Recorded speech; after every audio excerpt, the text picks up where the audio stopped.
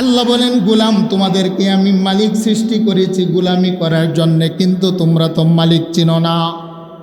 সকালবেলা মুয়াজ্জিনের কণ্ঠে তোমাকে ডেকেও আমি মালিক পাই নাই, দুপুরবেলা মুয়াজ্জিনের কণ্ঠে তোমাকে ডাকি আমি মালিক আমার দরবারে তোমাকে পাই নাই। আবার বিকালবেলা মুয়াজ্জিনের কণ্ঠে হাইয়া আলাস সালাহ হাইয়া আলাল ফালাহ বলে ডাকি, তারপরে তোমার মুলাকাত পাইনি। মাগরিবে এশাতে ফজরে মুয়াজ্জিনের কণ্ঠে আমি মালিক তোমাকে ডাকি, তারপরও পাই নাই।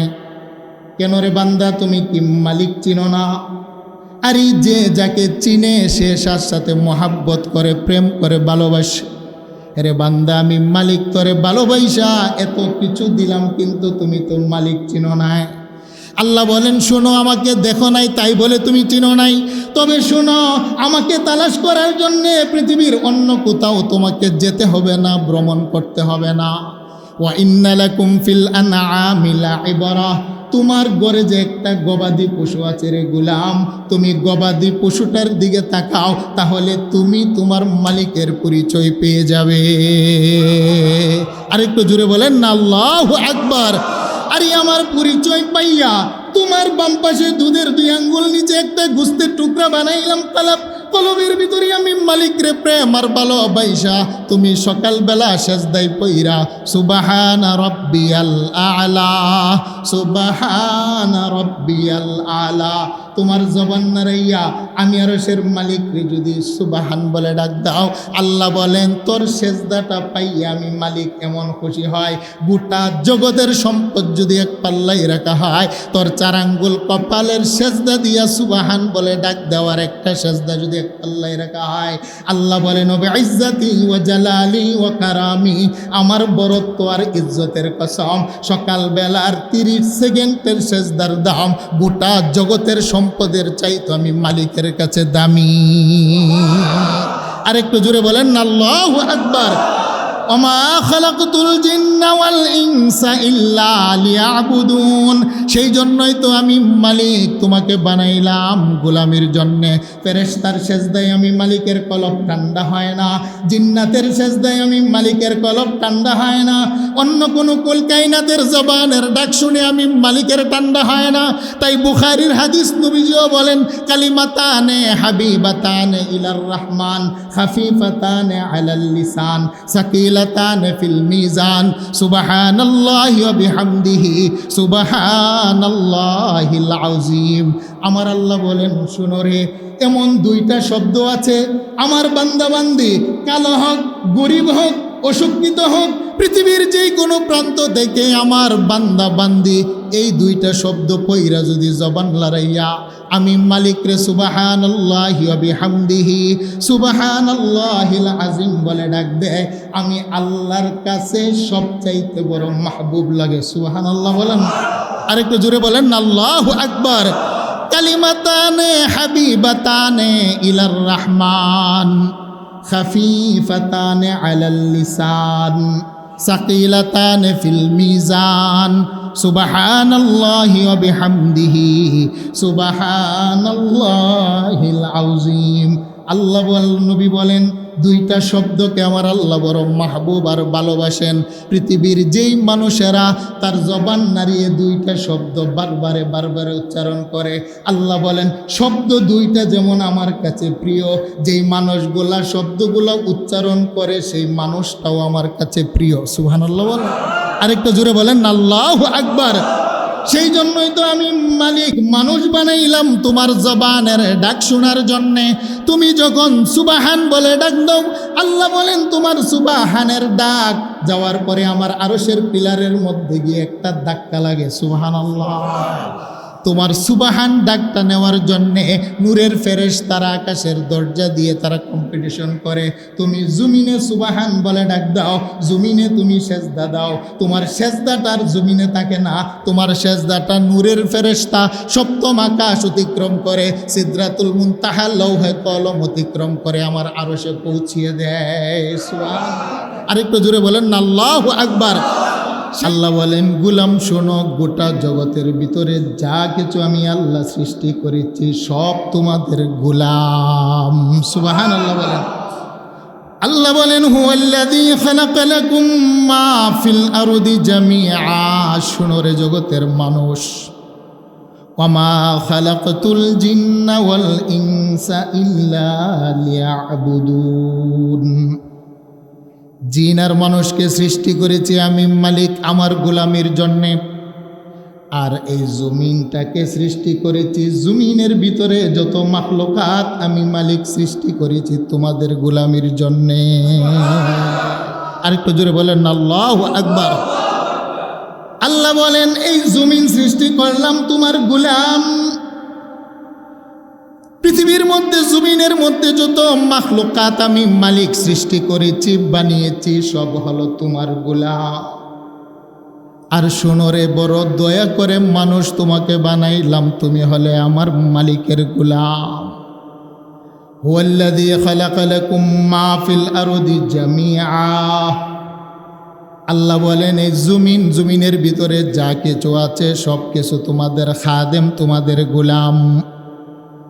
এই পৃথিবীর ভিতরে 3 ভাগ হলো জল আর 1 ভাগ হলো স্থল।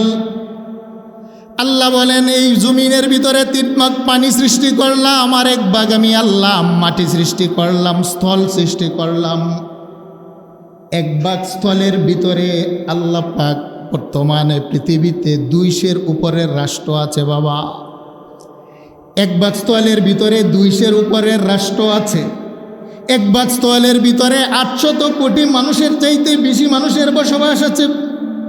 800 কোটি মানুষের ভিতরে 7,000-এর অধিক ভাষায় মানুষে কথা বলে। সুবহানাল্লাহ বলেন না? আল্লাহ বলেন এই ছোট্ট পৃথিবীর ভিতরে মানুষগুলাকে এইভাবে সৃষ্টি করেছি। তবে শোনো, এই স্থল এবং জলের ভিতরে আল্লাহ পাক সৃষ্টি করেছেন 85 লক্ষ প্রজাতির প্রাণী। সুবহানাল্লাহ বলেন না? আরেকটু জোরে বলেন আল্লাহু আকবার। পৃথিবীর আধুনিক বিজ্ঞানী বলেন 3 ভাগ জল আর 1 ভাগ স্থলের ভিতরে আমার আল্লাহ 85 লক্ষ প্রজাতির প্রাণী সৃষ্টি করেছেন। তার ভিতরে 1 প্রকারের পানি হলো পিঁপড়া। পিঁপড়ার জাতের ভিতরে আমার আল্লাহ সৃষ্টি করেছেন 12,500 প্রজাতি। সুবহানাল্লাহ বলেন না?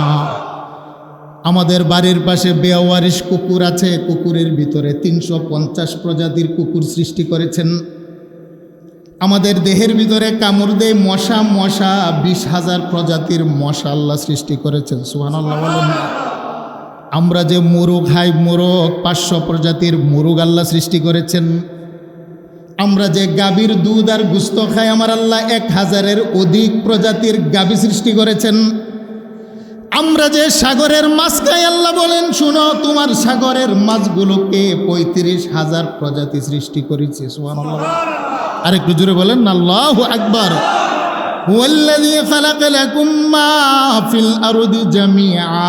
35,000 প্রজাতির মাছ সৃষ্টি করিয়া আল্লাহ বলেন সমস্ত মাছগুলা হলো তোমার গোলাম নিয়ামত।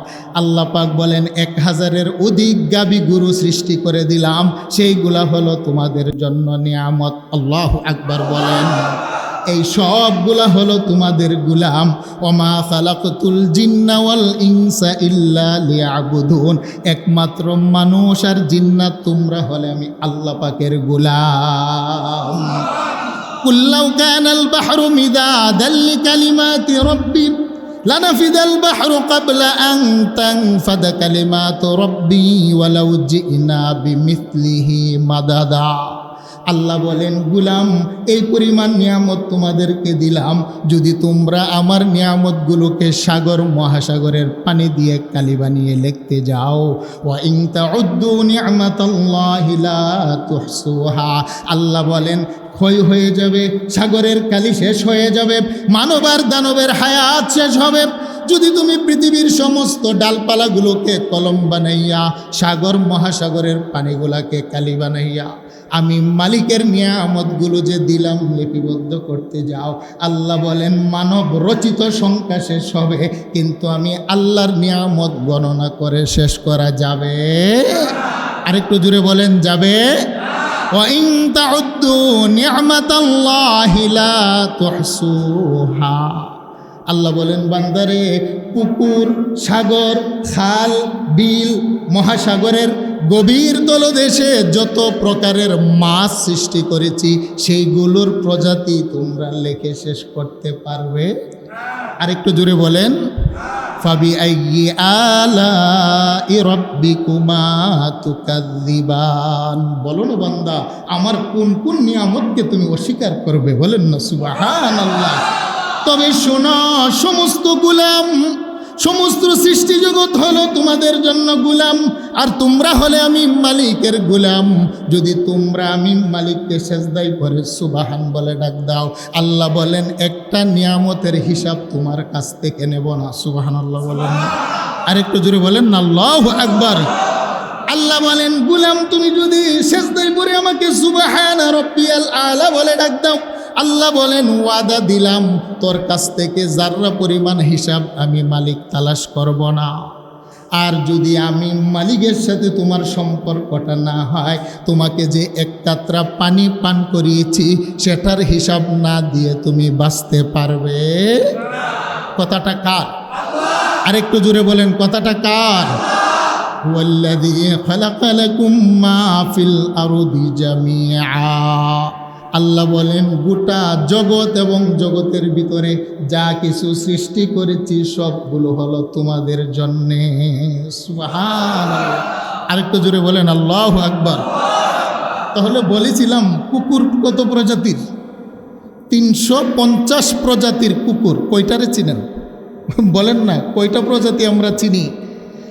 অনেক প্রাণী যেগুলো আমরা নামও জানি না, এমনও প্রাণী আছে নাম শুনিও না, এমনও প্রাণী আছে দুই চোখে দেখিও নাই, এমনও প্রাণী আছে কোনোদিন দেখবও না। কিছু প্রাণী আছে আমরা লালন পালন করি, কিছু প্রাণী আছে আমরা দেখলে দৌড়িয়ে মারি, কিছু প্রাণী আছে আমরা বুকে আগলিয়ে নেই, আর কিছু প্রাণী আছে দেখলে আমরা ঘৃণা করি।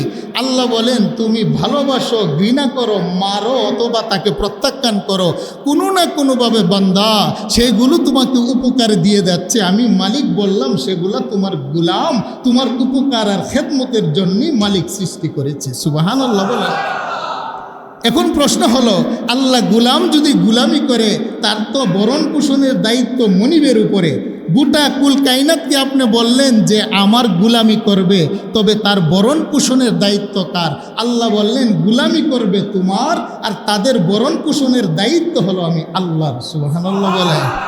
আরেকটু জোরে বলেন না আল্লাহু আকবার। এই কথাটা আল্লাহ পাক কুরআনুল কারীমের মধ্যে বলেছেন, ওয়ামা মিন দাব্বাতিন ফিল আরদি ইল্লা আলাল্লাহি রিজকুহা।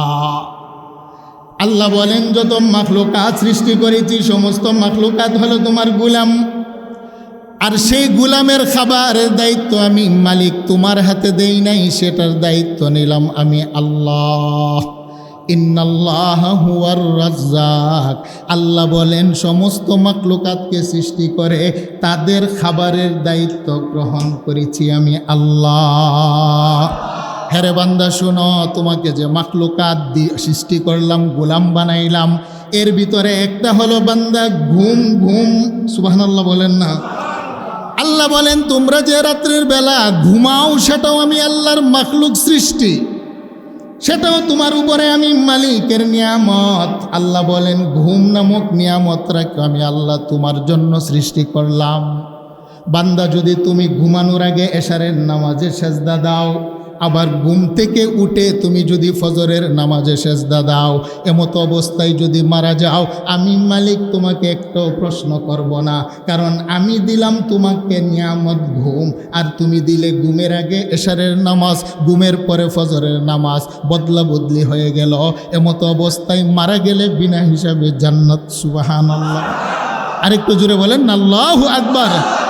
আল্লাহ বলেন ঘুম আমি মালিক সৃষ্টি করলাম তোমাদের বাহন হিসাবে, দেহের ক্লান্তি দূর করার জন্য আমি মালিক বান্দা ঘুম সৃষ্টি করলাম। ওয়াজআলনা নাওমাকুম সুবাতা। বান্দারে তোমার দেহের ক্লান্তি দূর করার জন্য আমি বাহন স্বরূপ ঘুম বানাইলাম। যদি তুমি রাত্রের বেলা ঘুমাও, ঘুমানোর আগে যদি এশারের নামাজ আদায় করো, ঘুম থেকে উঠে যদি ফজরের নামাজ আদায় করো, বান্দা তোমাকে দিলাম নিয়ামত ঘুম, আর তুমি দিলে আমাকে এশা এবং ফজরের নামাজ। এমতো অবস্থায় মারা গেলে তোমার কোনো হিসাব নাই। আর যদি রাত্রের বেলা ঘুমাও, আমার নিয়ামত ভোগ করো, এশারও নাই ফজরও নাই, লা তাজুলু কদমা ইবনে আদম ইয়াউমাল কিয়ামাতি মিন ইনদি রাব্বিহি হাত্তা ইউসআলা আন খামসিন। আল্লাহ বলেন, আমার সামনে দাঁড়িয়ে 1 ঘন্টা নয় 1 মিনিটের ঘুমের নিয়ামতের হিসাব না দিয়ে হটতে পারবে না। আরেকটু জোরে বলেন না আল্লাহু আকবার। তাহলে ঘুম নামক নিয়ামতরা দিলেন কে? আরেকটু জোরে বলেন। এই সৃষ্টিটা কার নিয়ামত? আল্লাহ বলেন, এই ঘুম নামক নিয়ামতরা হলো আমি আল্লাহর সৃষ্টি। এটাও সৃষ্টি করেছি তোমার দেহের ক্লান্তি দূর করার জন্য। সুবহানাল্লাহ বলেন।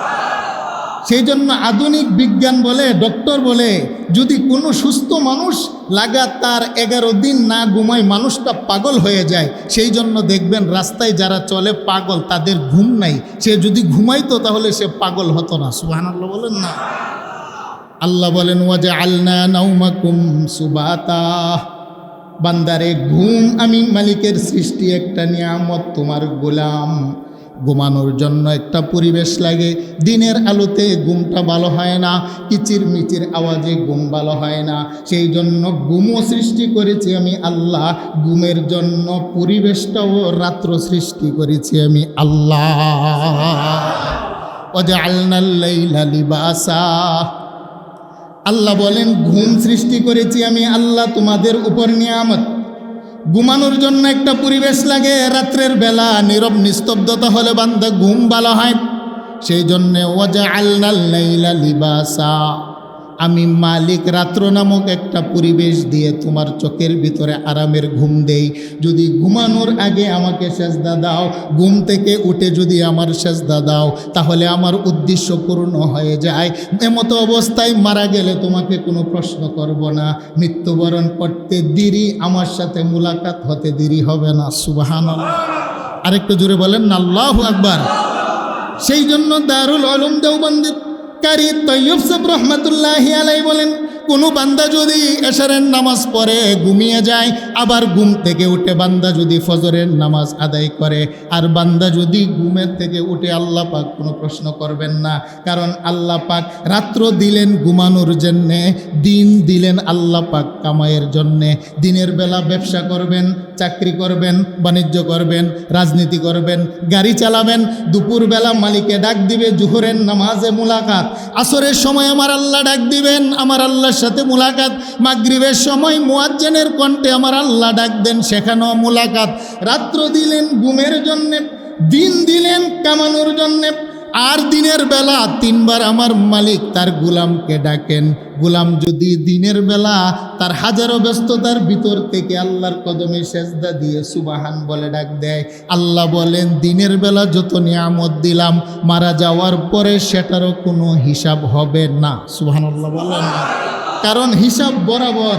তুমি আমাকে দিলে সেজদা সুবহান, আর আমি মালিক রাত্র দিলাম ঘুমের জন্যে, দিন দিলাম ইনকামের জন্য। সুবহানাল্লাহ বলেন।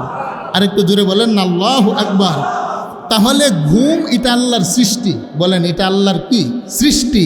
আর এই ঘুম নামক নিয়ামতরা কে দিলেন আমাদেরকে? এই কথাটা আল্লাহ সূরাতুল বাকারার ভিতরে বলছেন, হুয়াল্লাযী খালাকা লাকুম মা ফিল আরদি জামিআ। এই পৃথিবী সৃষ্টি করেছি তোমাদের জন্যে, আর পৃথিবীর ভিতরে যত নিয়ামত আমি আল্লাহ সৃষ্টি করেছি সেটাও তোমাদের জন্যে। এর ভিতরে একটা হলো ঘুম। ঘুম নামক নিয়ামত আমি আল্লাহ তোমাকে দিলাম, যেন 5-6 ঘন্টা ঘুমালে রাত্রের বেলা তোমার দেহের ক্লান্তি দূর হয়, আবার দেহ চাঙ্গা হয়ে সকালবেলা যেন আপন ব্যবসা বাণিজ্যে তুমি গিয়ে শরীক হতে পারো। আল্লাহ বলেন, সেই জন্য এই নিয়ামত দিলাম আমি আল্লাহ। নিয়ামতের পরিবেশ রাত্রের বেলা সেটাও সৃষ্টি করেছি আমি আল্লাহ। সুবহানাল্লাহ। তবে বান্দা বেশিক্ষণ যদি ঘুমিয়ে থাকো, তোমার দেহের ভিতরে আবার ক্লান্তি চলে আসবে। সেই জন্য আমি আল্লাহ যদি ঘুমাও তোমার তো আবার খাবারও দরকার, সেই জন্য রাত্রটাকে আবার সূর্য দিয়ে পরিবর্তন করি। তুলিজুল লাইলা ফিন নাহারি ওয়া তুলিজুন নাহারা ফিল লাইল। আল্লাহ বলেন 6-7 ঘন্টা ঘুমানোর পরে আবার পূর্ব দিগন্তে সূর্য দিয়ে রাত্রটাকে পরিবর্তন করে আকাশের ভিতরে একটা সূর্য নামক লাইট ধরিয়ে তোমাকে ইনকামের পরিবেশও আমি আল্লাহ সৃষ্টি করি। সুবহানাল্লাহ বলেন। আরেকটু জোরে বলেন না আল্লাহু আকবার। বলেন ঘুম আল্লাহর সৃষ্টি, এটা কার নিয়ামত? আরেকটু জোরে বলেন। নিয়ামত আল্লাহ যাকে দিয়েছেন। অনেকে দেখবেন মোটা গ্লাস লাগায় বাসায় যেন বাহিরের কোনো আওয়াজ না আসে, 2 টনের এসি লাগায় রুমের ভিতরে, এয়ার কন্ডিশন ঘুমের পরিবেশ সৃষ্টি করে। চট্টগ্রাম ফটিকছড়ি থেকে সেগুন কাঠের খাট নিয়ে আসছে, বক্স খাট, শিমুল গাছের খাটি তোলার বালিশ, মকমলের বিছানা, ঘরের ভিতরে এসিও আছে, সেগুন কাঠের ফার্নিচারের তার বক্স খাট আছে, মকমলের আরামদায়ক বিছানা আছে, শিমুল গাছের খাটি তোলার বালিশ আছে, আবার ঘরের ভিতরে সুন্দরী পরমা তার টকবগে সুন্দরী সুন্দরী বিবিও আছে।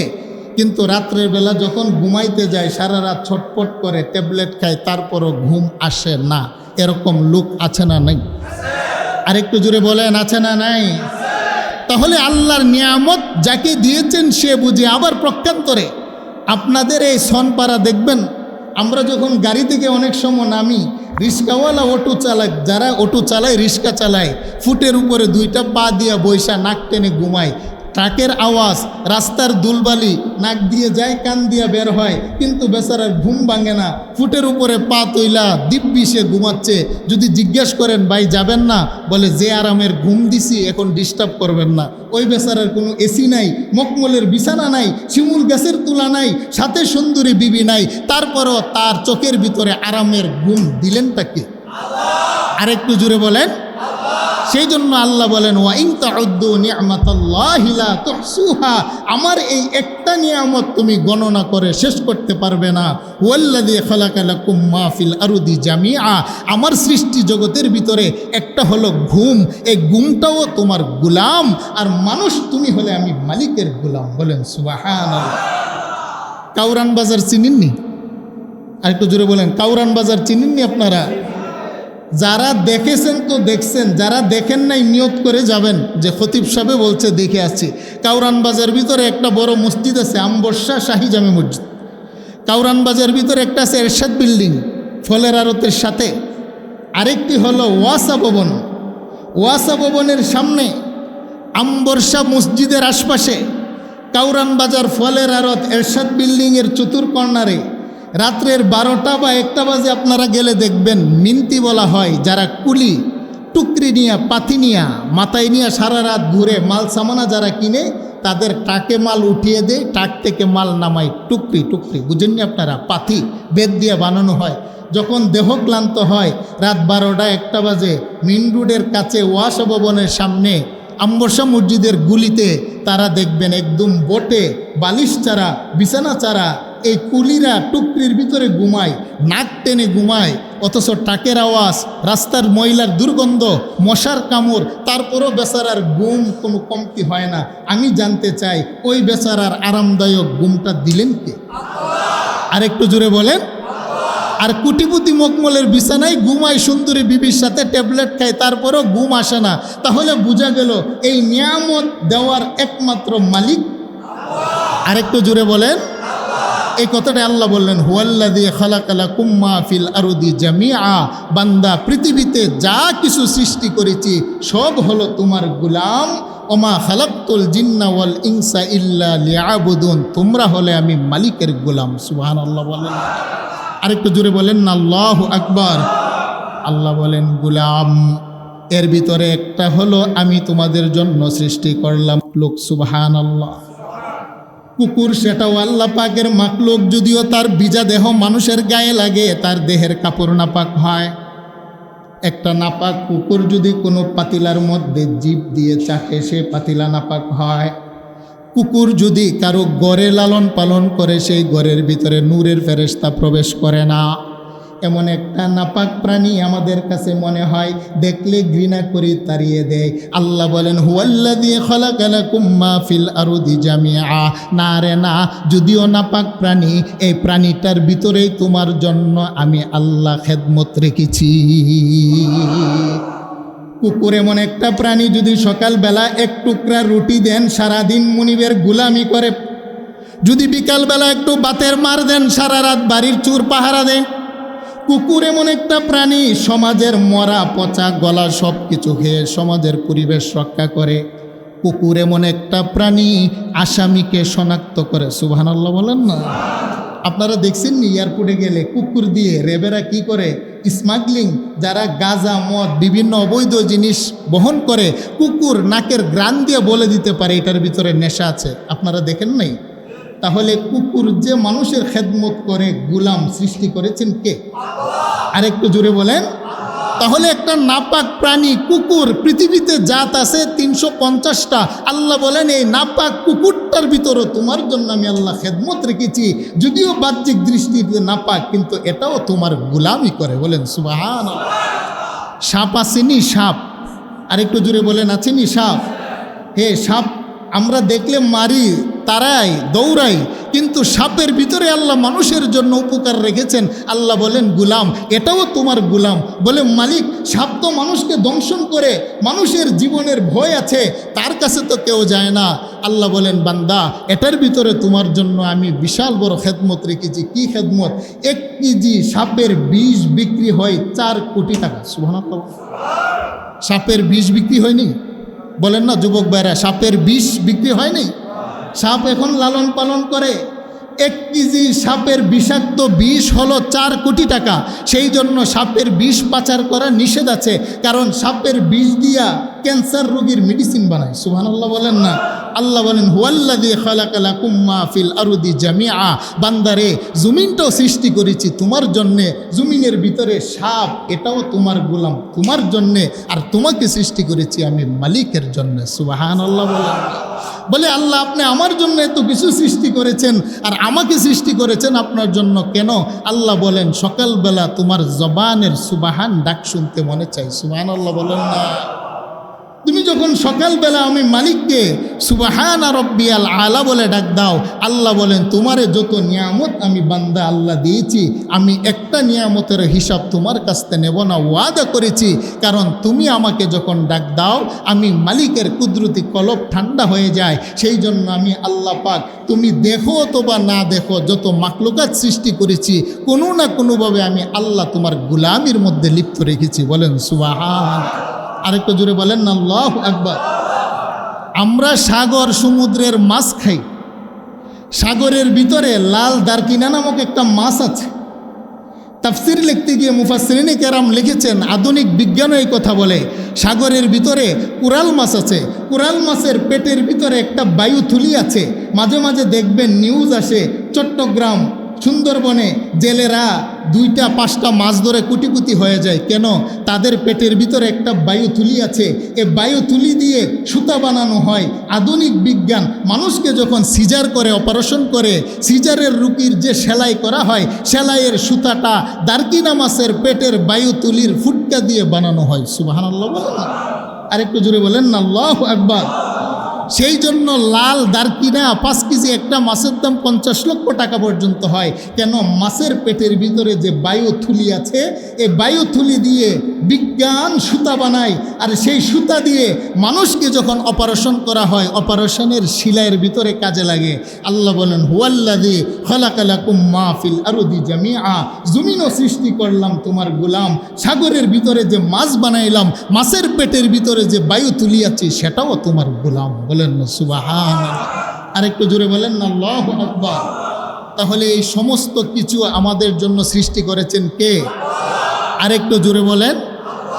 আল্লাহ সুবহানাহু ওয়া তাআলা কুরআনুল কারীমে সূরা নহলের ভিতরে আরেকটা কথা মানব জাতিকে আল্লাহ পাক উদ্দেশ্য করে বললেন, বান্দা শোনো, তোমার ঘরে যে গাবি আছে, এই গাবিটার মাধ্যমে আমি যে দুধ আমি আল্লাহ সৃষ্টি করি, সেটাও তোমার গোলাম। বলেন না সুবহানাল্লাহ। আল্লাহ বলেন ওয়া ইন্না লাকুম ফিল আনআমি লাইবরা। আল্লাহ বলেন, গোলাম তোমাদেরকে আমি মালিক সৃষ্টি করেছি গোলামি করার জন্যে, কিন্তু তোমরা তো মালিক চিনো না। সকালবেলা মুয়াজ্জিনের কণ্ঠে তোমাকে ডেকেও আমি মালিক পাই নাই, দুপুরবেলা মুয়াজ্জিনের কণ্ঠে তোমাকে ডাকি আমি মালিক আমার দরবারে তোমাকে পাই নাই। আবার বিকালবেলা মুয়াজ্জিনের কণ্ঠে হাইয়া আলাস সালাহ হাইয়া আলাল ফালাহ বলে ডাকি, তারপরে তোমার মুলাকাত পাইনি। মাগরিবে এশাতে ফজরে মুয়াজ্জিনের কণ্ঠে আমি মালিক তোমাকে ডাকি, তারপরও পাই নাই। কেন রে বান্দা, তুমি কি মালিক চিনো না?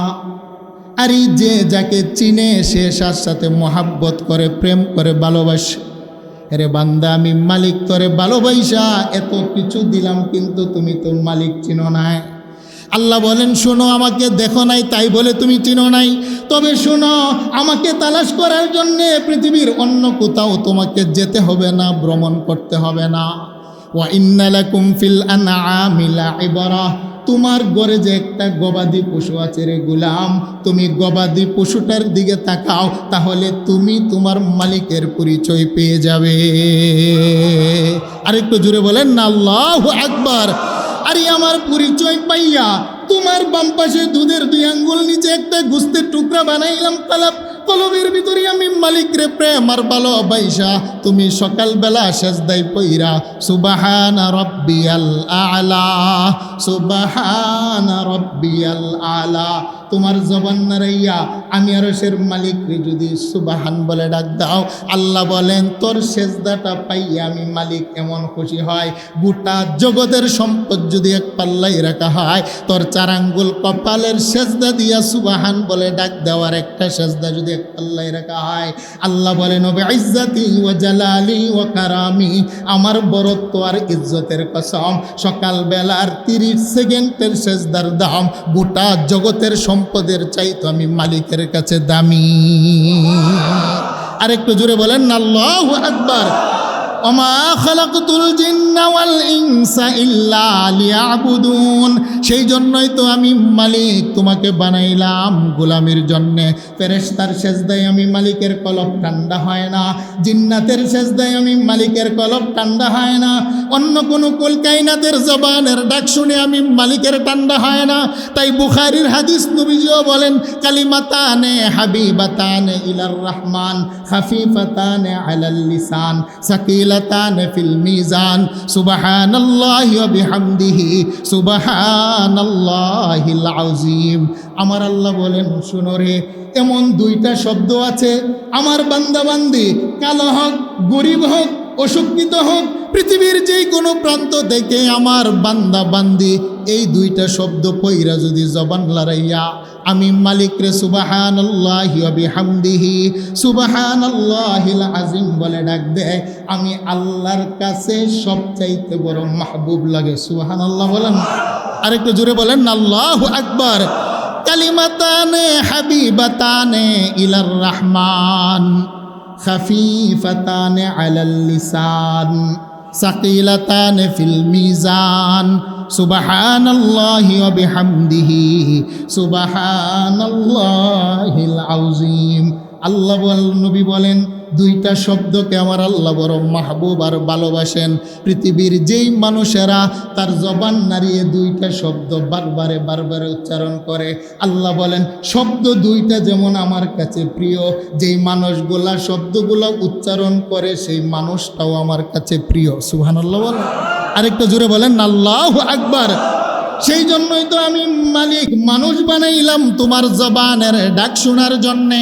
তুমি যখন সুবহান বলে ডাক দাও, আল্লাহ বলেন তোমার সুবহানের ডাক যাওয়ার পরে আমার আরশের পিলারের মধ্যে গিয়ে একটা ধাক্কা লাগে। সুবহানাল্লাহ। তোমার সুবহান ডাকটা নেওয়ার জন্যে নূরের ফেরেশতারা আকাশের দরজা দিয়ে তারা কম্পিটিশন করে। তুমি জমিনে সুবহান বলে ডাক দাও, জমিনে তুমি সেজদা দাও, তোমার সেজদাটার জমিনে থাকে না, তোমার সেজদাটা নূরের ফেরেশতা 7ম আকাশ অতিক্রম করে সিদরাতুল মুনতাহা লৌহে কলম অতিক্রম করে আমার আরশে পৌঁছিয়ে দেয়। সুবহান। আরেকটু জোরে বলেন আল্লাহু আকবার। সেই জন্য তুমি আমাকে চিনো, আমি মালিক, আমাকে চিনার জন্য তোমাকে সৃষ্টি করলাম। আমাকে চিনলেই তো মানা তোমার জন্য সহজ হবে। তবে আমাকে যদি তুমি চিনতে চাও দূরে যেতে হবে না। ওয়া ইন্না লাকুম ফিল আনআমি লাইবরা, তোমার ঘরে যে একটা পশু আছে, পশুটা গাভীটার দিকে তাকাও, তাহলে সেখানে আমি মালিকের পরিচয় পাইবা। সুবহানাল্লাহ। নুসকিকুম মিম্মা ফি বুতুনিহি মিন বাইনি ফারসিন ওয়া দামিন লাবানান খালিসান সাইগাল লিশারিবিন। আল্লাহ বলেন, গোলাম, তোমার ঘরে যে একটা দুধাল গাভী আছে, গাভীটার পেটের ভিতরে আছে গোবর এবং রক্ত। গোবর সেটাও হারাম, দুর্গন্ধ। রক্ত সেটার কালার হলো লাল, সেটাও হারাম। ইন্নামা হাররামা আলাইকুমুল মাইতাতা ওয়াদ দামা ওয়া লাহমাল খিনজির। আল্লাহ বলেন, গোবর সেটাও হারাম, দুর্গন্ধ তোমার গাভীর পেটের ভিতর। তোমার গাভীর পেটের ভিতরে রক্ত কালার হলো লাল, সেটাও হারাম। কিন্তু আমি মালিক তোমাকে এত ভালোবাসি জানোনি। লাবানান খালিসান সাইগাল লিশারিবিন, তোমার সেই পশুর ভিতর থেকে রক্ত গোবরের মাঝখান থেকে তৃপ্তিদায়ক পুষ্টিকর তোমাকে পান করানোর জন্য একটা দুধ বের করে নিয়ে আসি, যেই দুধের ভিতরে গোবরের কোনো গন্ধ নাই, যেই দুধের ভিতরে কিয়ামত পর্যন্ত তালাশ করলে রক্তের কোনো কালার নাই।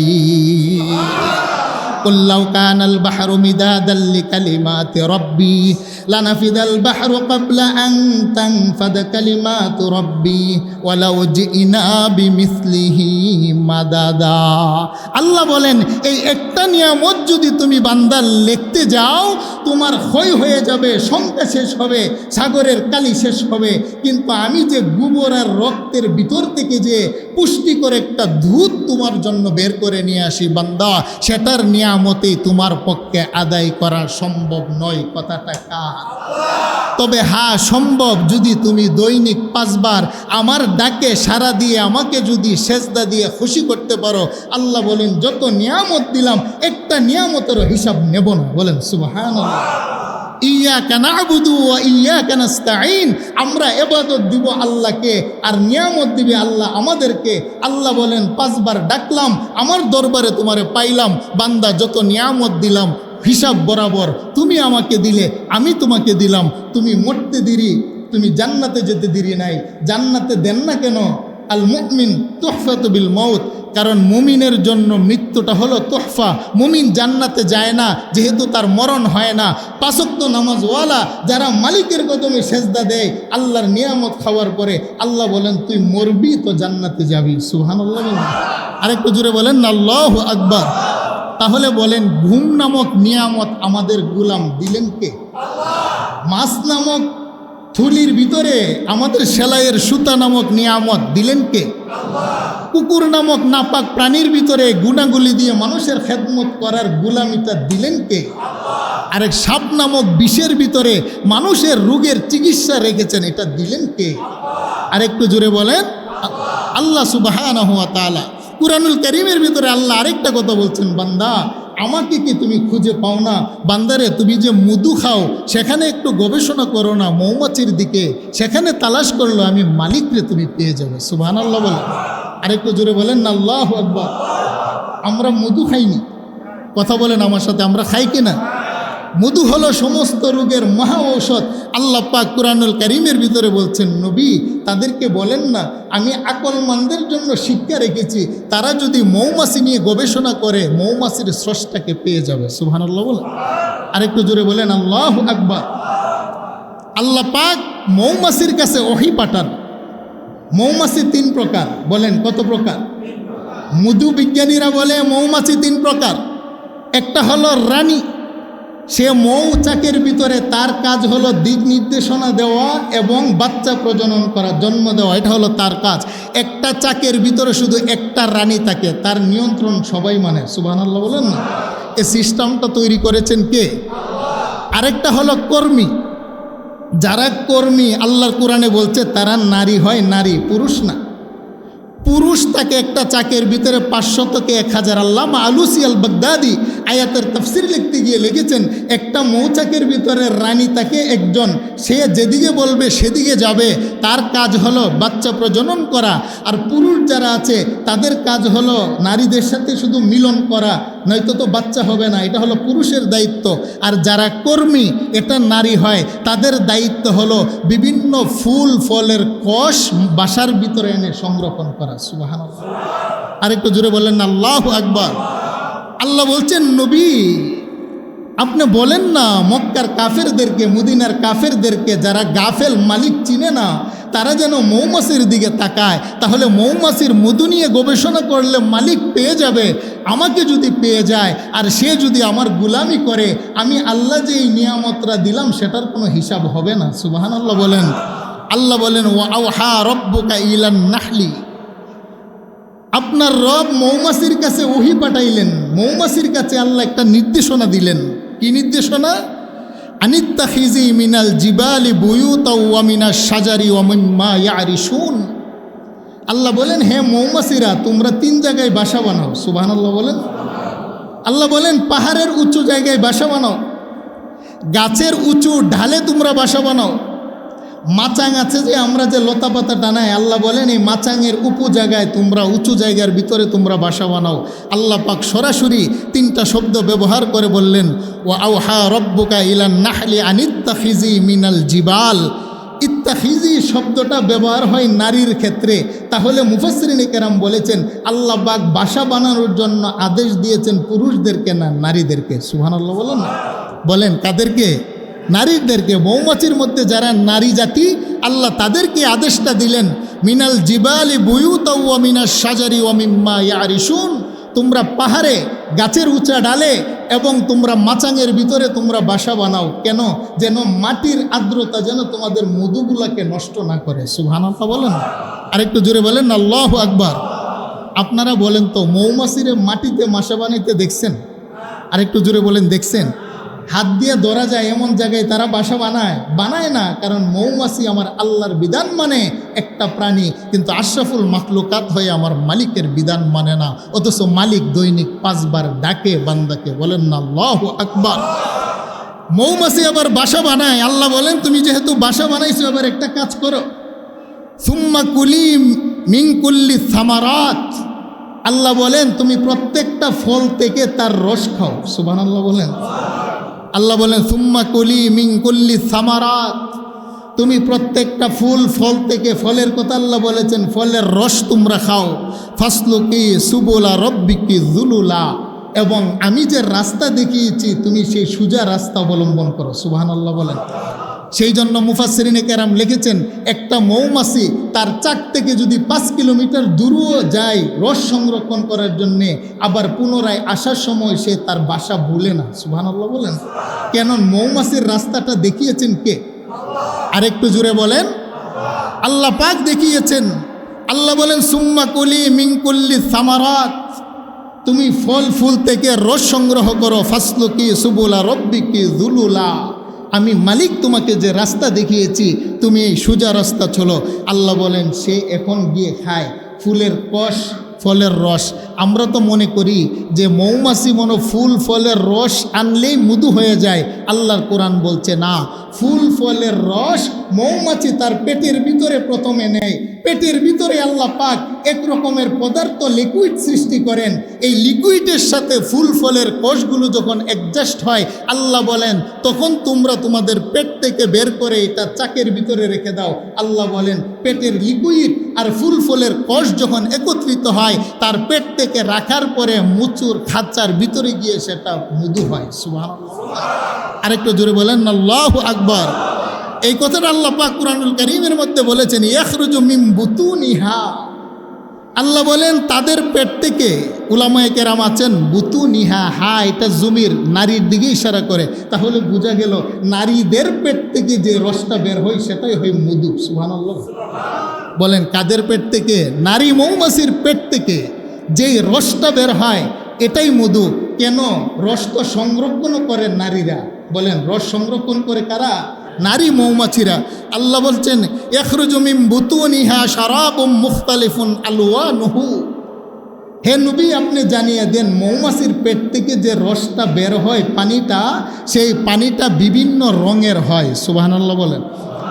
বলেন সরিষা ফুলের মধুর কালার একরকম হয়, লিচু ফুলের মধু একরকম হয়, তিলের মধু একরকম হয়, আম ফুলের মধু একরকম হয়। মধুর ভিতরে সোনালি কালার আছে, কি বলেন গোল্ডেন কালার আছে, আবার কালো মধুও পাওয়া যায় বাজারে। বলেন পাওয়া যায় কিনা? তাহলে এত রঙের হয় কেন? এত রঙের ভিন্নতা হয় ভিন্ন ফলের কারণে, ভিন্ন ফুলের কারণে মধুর রঙও ভিন্ন হয়। কথাটা বলছেন কে? আরেকটু জুড়ে বলেন। বুতুনিহা শারাবুম মুখতালিফুন আলওয়ানুহু ফি শিফাউল লিন্নাস।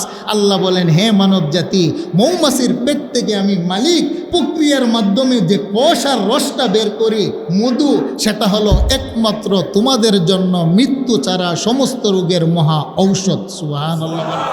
ওয়াল্লাযী খালাকা লাকুম মা ফিল আরদি জামিআ। বান্দারে, পৃথিবীও সৃষ্টি করলাম তোমার জন্যে। মৌমাছির পেটের মাধ্যমে লিকুইড আর ফলের কোষ দিয়ে যে মহা ঔষধ মধু সৃষ্টি করলাম, সেটাও তোমাদের জন্যে। ওমা খালাকতুল জিন্না ওয়াল ইনসা ইল্লা লিয়াবুদুন। আর শুনো না, তোমাকে সৃষ্টি করলাম আমি মালিকের জন্য। সুবহানাল্লাহ বলেন। আরেকটু জোরে বলেন আল্লাহু আকবার। কষ্ট হচ্ছে আপনাদের? মশা চিনি, মশা মশা। বলে হুজুর, মশা তো দেখলেই তাপুর দিয়ে মেরে ফেলি। বলে মশা তো আমাদের শত্রু। হ্যাঁ, মশা আমাদের শত্রু, আমাদেরকে কামড় দেয়। আল্লাহ বলেন এটাও তোমার জন্য নিয়ামত। সুবহানাল্লাহ বলেন। হ্যাঁ, পৃথিবীতে যত প্রাণীর কারণে যত মানুষ মারা যায়, সবচাইতে বড় একটা দায় আছে মশার উপর। বলেন সবচেয়ে বড় দায় আছে কার উপরে? মশার উপরে। পৃথিবীতে প্রাণীর কামড়ে যত মানুষ মারা যায় বৎসরে, এর ভিতরে সবচাইতে বেশি মানুষ মারা যায় মশার কামড়ে। বলেন কিসের কামড়ে? এটা হলো মশার জন্য একটা খারাপ সাইড। কিন্তু মশা যে লার্ভা পানিতে ফেলে, এইগুলো বিভিন্ন কীটপতঙ্গ পোকামাকড়ে খায়, খেয়ে আমাদের পরিবেশকে রক্ষা করে। বলেন না সুবহানাল্লাহ। আর একটু জোরে বলেন না আল্লাহু আকবার। পৃথিবীতে মশা আছে ৩,৫০০ প্রজাতি। বলেন কত প্রজাতি? ৩,৫০০ প্রজাতি মশা আছে। আল্লাহ বলেন আমি তাদেরকে সৃষ্টি করেছি। মশার ভিতরে ৬টা পা আছে, 4টা ডানা আছে। মশার ভিতরে ৪৭টা দাঁত আছে। সুবহানাল্লাহ বলেন। বলেন কয়টা দাঁত আছে? ৪৭টা দাঁত আছে। মশার ভিতরে ৪৭টা দাঁত। নারী জাতি আর পুরুষ জাতি, নারী জাতির হায়াত বেশি হয় পুরুষ জাতির তুলনায়। তবে পূর্ণিমার রাত্রে মশা কামড়ায় বেশি। মুফাসসিরিনে কেরাম বলেছেন। সুবহানাল্লাহ বলেন। পূর্ণিমার রাত্রে মশা কি করে? কামড়ায় বেশি। তবে মশা নারী জাতি হায়াত বেশি। তাফসিরের মধ্যে মুফাসসিরিনে কেরাম লিখেছেন, মশা তো মানুষের রক্ত খায়, এমন একটা প্রাণীও আল্লাযী খালাকা লাকুম মা ফিল আরদি জামিআ, আল্লাহ পৃথিবীতে সৃষ্টি করেছেন, ওই প্রাণীটা আবার মশার দেহ থেকে রক্ত খায়। সুবহানাল্লাহ বলেন। এলোসিনা। বলেন এটার নাম কি? এলোসিনা নামক একটা প্রাণী আছে। আধুনিক জীববিজ্ঞান লিখেছেন জাহাঙ্গীরনগর বিশ্ববিদ্যালয়ে ডক্টর এনাম সাহেব। তিনি আধুনিক বিজ্ঞান আর কোরআনের উপরে একটা গবেষণা করেছেন। সেখানে তিনি উল্লেখ করেছেন মশা মানুষের রক্ত খায়, আর মশার দেহে থেকে একটা প্রাণী আছে সেটাও রক্ত খায়। সুবহানাল্লাহ বলেন না। বলেন এই সৃষ্টিটা করেছেন কে? ওমা মিন দাব্বাতিন ফিল আরদি ইল্লা আলাল্লাহি রিজকুহা। আল্লাহ বলেন শোনো, আমি আল্লাহ সমস্ত প্রাণী সৃষ্টি করে তার রিজিকের দায়িত্ব আমার হাতে নিয়েছি। মশার রিজিক তোমার দেহের ভিতরে, এই মশাটাও তোমার উপকারে আসে। আবার মশার দেহের ভিতরে এলোসিনা নামক একটা প্রাণী, এটার রিজিক আমি আল্লাহ ঢুকিয়ে রেখেছি। বলেন সুবহানাল্লাহ। তবে মশা পৃথিবীতে একটা বড় উপকার করছে, নমরুদ রে মাইরা। সুবহানাল্লাহ বলেন না। কারে মারছে মশা? আরেকটু জোরে বলেন কাকে? নমরুদকে। তাফসিরের মধ্যে লেখে আল্লামা কাজী সানাউল্লাহ পানিপতি, এই মশা দিয়েও আল্লাহ পাক মানব জাতির উপকার করেছেন। যখন নমরুদের বাহিনী ইব্রাহিম পয়গম্বরের সাথে যখন যুদ্ধ লেগে গেল, নমরুদের বাহিনী বলল ইব্রাহিম তীর মারলেন আকাশের দিকে। আল্লাহ পাক ফেরেশতাকে বললেন নমরুদের তীরের মধ্যে একটু রক্ত মেখে দাও। নমরুদ বলে যে হয় ইব্রাহিম, তোমার খুদারে তীর দিয়ে মেরে ফেলছি। নাউজুবিল্লাহ বলেন। ইব্রাহিম আলাইসাল্লাম মনে কষ্ট পাইলেন যে আল্লাহ নমরুদ তো দাবি করে তোমাকে মেরে ফেলছে। সূরা আম্বিয়ার মধ্যে ঘটনা আসছে। আল্লাহ বলেন ইব্রাহিম আপনি কষ্ট পাবেন না, আমি একটা বাহিনী পাঠাচ্ছি। মেঘের মতো বিশাল বড় একটা বাহিনী আসছে, সেটা হলো মশা। মশা এসে প্রত্যেকটা সৈন্যের নাকে কানে দিয়ে যখন ঢুকতে আরম্ভ করলো, তারা নিজেরাই দৌড়াদৌড়ি করতে গিয়ে হাজার হাজার সৈন্য সমন্ত মৃত্যুবরণ করেছে। একটা ল্যাংরা মশা আপোষের মধ্যে দৌড়াদৌড়ি করতে গিয়ে তার 6টা পায়ের মধ্যে একটা পা ভেঙে যায়। ল্যাংরা মশাটা আল্লাহর কাছে ফরিয়াদ করে, আল্লাহ আমি তো একটারও মারতে পারি নাই, যদি ক্ষমতা দাও আমি নমরুদকে ধরতে চাই। সুবহানাল্লাহ বলেন না। আল্লামা কাজী সানাউল্লাহ পানিপতি লিখছেন, মশা দূরতে আছে নমরুদের চতুর সাইড দিয়ে, যে কোথায় থেকে ঢুকবে, 18 ফুট দূর থেকে মশা গিয়ে নমরুদের নাক দিয়ে ঢুকছে। এখন নমরুদে দৌড়িয়ে সিংহাসনে গেছে, প্রথমে তুলার বালিশ দিয়ে মাথাতে আঘাত করে একটু আরাম লাগে, কিছুদিন পরে যখন তীব্রতা বেড়েছে তখন জুতা দিয়ে বাইরায় একজন লোক রাখছে, 40 দিন পর্যন্ত তার মাথাতে যখনই কামড় দেয় আঘাত করলে নমরুদের ভালো লাগে। বেচারার কত ভাইরাবে, ঘুম নাই খাওয়া নাই, পাশে ছিল মূর্তি পাথরের, এমন জোরে বাড়ি দিছে এর মাথা ফাটছে, মশা উড়ে গেছে। আল্লাহু আকবার বলেন না। তাহলে মশা নমরুদ দিয়ে মারছে। তাফসিরের মধ্যে লেখে এই মশার দ্বারা আল্লাহ পৃথিবীর একটা বেঈমানকে ধ্বংস করেছেন। বলেন আল্লাহু আকবার। তাহলে আল্লাযী খালাকা লাকুম মা ফিল আরদি জামিআ, আমি জানতে চাই পৃথিবী সৃষ্টি করেছেন আমাদের জন্য কে? পৃথিবীতে হাজারো প্রাণী সৃষ্টি করেছেন আমাদের জন্য কে? আল্লাহ পাক আমাদের জন্য সৃষ্টি করেছেন। তাই পৃথিবীতে যা আছে, যত মাখলুকাত আছে, সব হলো আমাদের গোলাম, আর আমরা হলাম একমাত্র আল্লাহ পাকের গোলাম। আমার যুবক ভাইয়েরা, আমি সবসময় একটা কথা আমি যুবকদেরকে বলি, আমরা অনেকে বলি যে হুজুর আমরা তো এখনও সময় আসে নাই, সময় এখনও বাকি আছে, আমাদের একটু সময় হলে তারপরে নামাজ ধরব, আর একটু সময় হলে গুনাহ ছেড়ে দিব, আর কিছুদিন সময় হলে আমরা ইবাদত বন্দিগি করব। আমরা যদি এখনই বুজুর্গ হয়ে যাই, মসজিদ আর তসবিহ হাতে নেই, তাহলে জীবন সংসার চলবে না। এটা আমাদের যুবকদের ধারণা, কি বলেন, ঠিক না বেঠিক? সেই জন্য আমি যুবক ভাইদেরকে বলবো, যুবক ভাইরা, কে বলেছে যে আপনি বৃদ্ধ হবেন? কে বলেছে আপনি বিবাহ করবেন? কে বলেছে আপনি সন্তানের বাবা হবেন? কারণ বাবার কোলে সন্তানের লাশ, সন্তানের কোলে বাবার লাশ। বলেন আছে না নাই?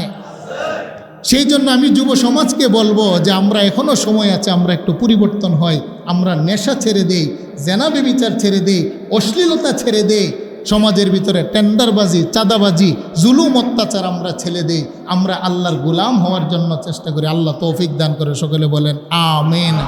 তাহলে আজকের আলোচনা থেকে আমরা এটাই বুঝতে পারলাম যে আমাদেরকে আল্লাহ সৃষ্টি করেছেন, আমাদের উঠা বসা চলা ফেরা প্রত্যেকটা কর্মে কার বিধান মানতে হবে?